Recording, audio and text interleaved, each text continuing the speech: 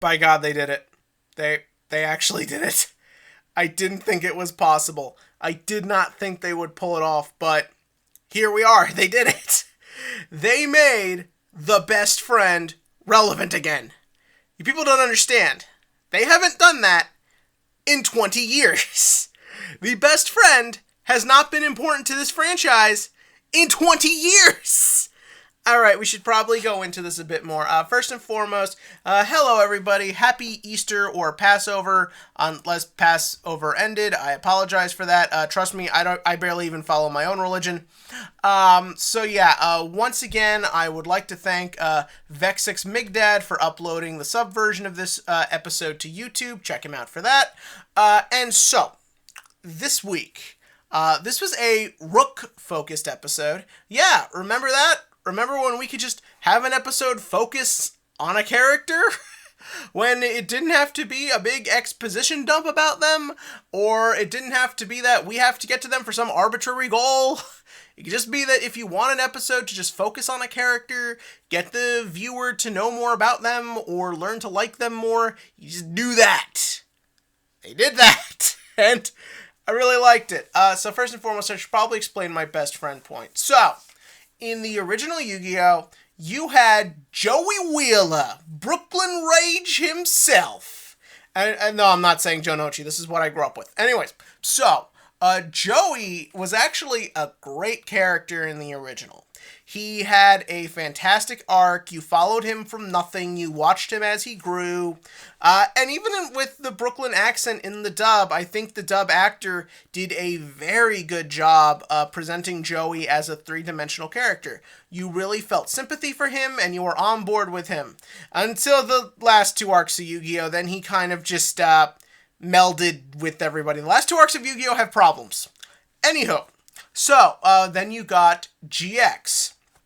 And while I won't say Cyrus is the worst character in the show, we actually have talked about this several times, I never felt like Cyrus was really that important. His arc is decent, but there's not a lot for him to do.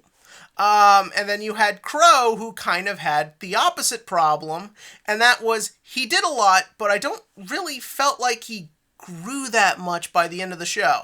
Okay, he's a little bit patient, not as much as a hothead, but he just kind of randomly showed up halfway through the second arc, and then was just kind of there and forced the other three main characters to kind of be pushed to the side so you can be reminded this is a male power fantasy. Then you had, the Tetsu, I think. Tetsu, and he's whatever. He's fine, I guess. Then you have Goganzaka, we've talked about him.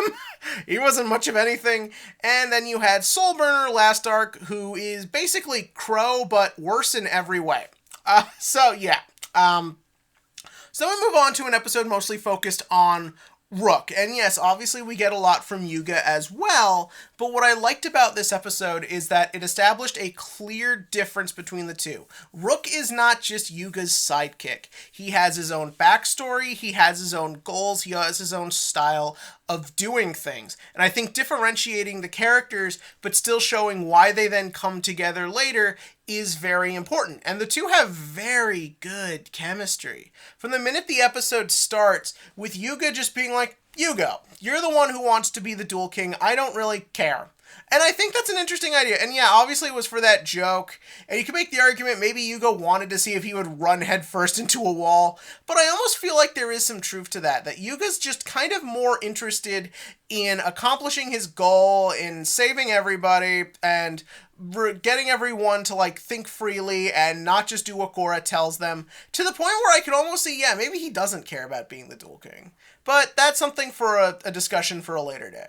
But Rook does want to be the Duel King. He does want to be strong. And because of this, it kind of gives him a very strong reason to be there and have himself move the plot forward. Obviously, he's also got a lot to learn if he wants to get there. But no, and I think that's what him running into the wall represents, that he's all driven and he wants to get there, but he's got a long way to go. It's almost like they've taken the generic-y shonen crap they could have assigned to Yuga and give it to another character, sort of like what they did with Yugi and Joey in the original. So yeah, then they did that. And then, like, Rook says something very intelligent. He's like, let's not tell people about this. Let's keep this hidden. Let's keep this a secret. Let's not get ourselves in trouble. With the rush duels, and I think that's very intelligent. That's a very smart way to look at it. Let's keep this under wraps until we can get a good idea of where we want this to go and how we want to do that.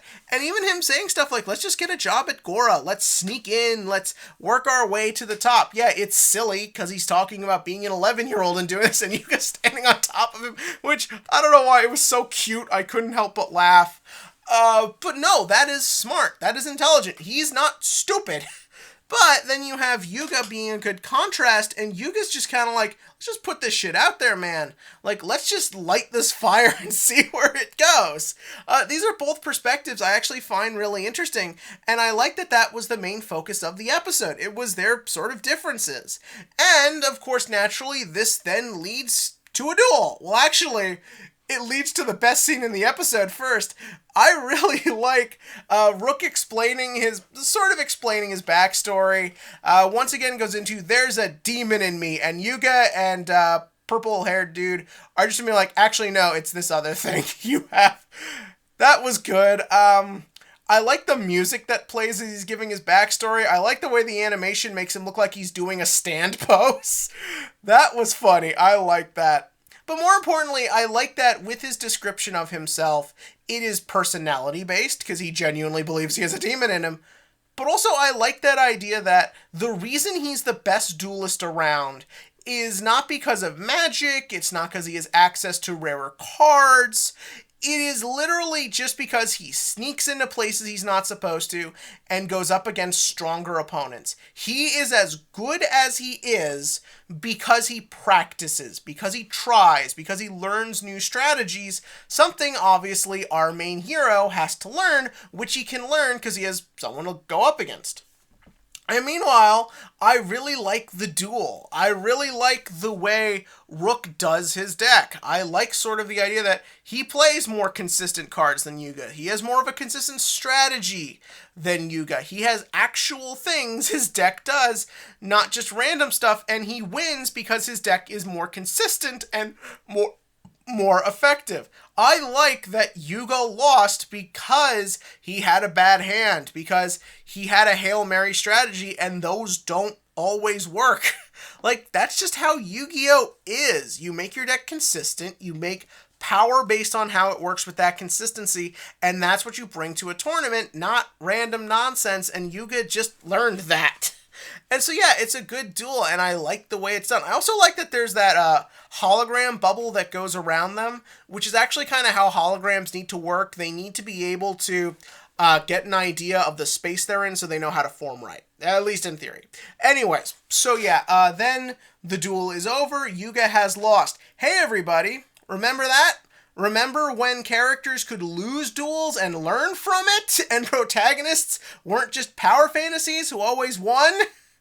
Yeah, no, obviously this is a very low-stakes duel, and the stakes are completely taken away by the next scene, but this next scene was genius, and that is Yuga used the drone he stole last episode that he rewired, and then used it to record the duel, which has now been uploaded to YouTube, or their version of YouTube, just the internet in general, which is such a fucking smart idea. Because you look at the real world for a minute. And obviously I don't want to get too into the real world. Someone actually pointed out Gora organization is very similar to I think they said a police or government group in China that is involved in law enforcement.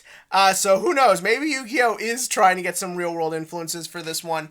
But yeah, no, like, that is a real thing. If we want to keep on China, you look at the Hong Kong protests. How did they spread? They spread through things like Facebook, and when that got squashed, they found other sites to spread their information through. And that's just kind of how the world works. The Egypt protests from a few years ago, the coup in several other countries, have all been motivated by the internet. That fact that once it's out there, it will just keep figuring new ways to spread and get to more people.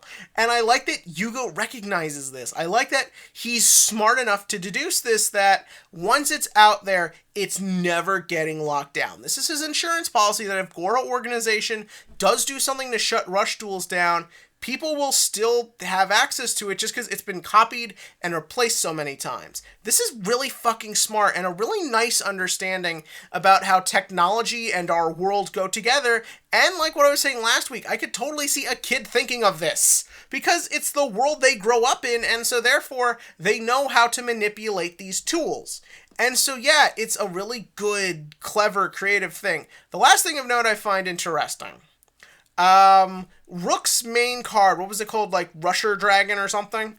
That's actually an anti-rush duel card when you think about it. Because think about it, like, it gets to attack everything. The whole sort of thing they're promoting with rush duels is you could just keep fucking summoning. Here's a card that says no, it punishes overextending, and it punishes you not making smart plays with the monsters you summon. That's not a big deal, I just quite like it. So yeah, that was this episode. I really liked it. I really like the focus on the characters, and I really like the showing off of Yugioh's intelligence. But what did you think about it in the comment section below? Has this episode won you over? Has it not done anything for you quite yet? And as for the TCG question of the week, so, Rise of the Duelist. We're getting an awful lot of spoilers, and with the revelation of the Dragma archetype, A, are you excited for it? But also, B, is Rise of the Duelist going to be like the best core set ever? Because there's some really cool shit in there. But give me your thoughts about that below. And as always, click to like, click to subscribe, and join me next week for the girl episode. We will distinguish it as girl episode until we have realized they can pull this off.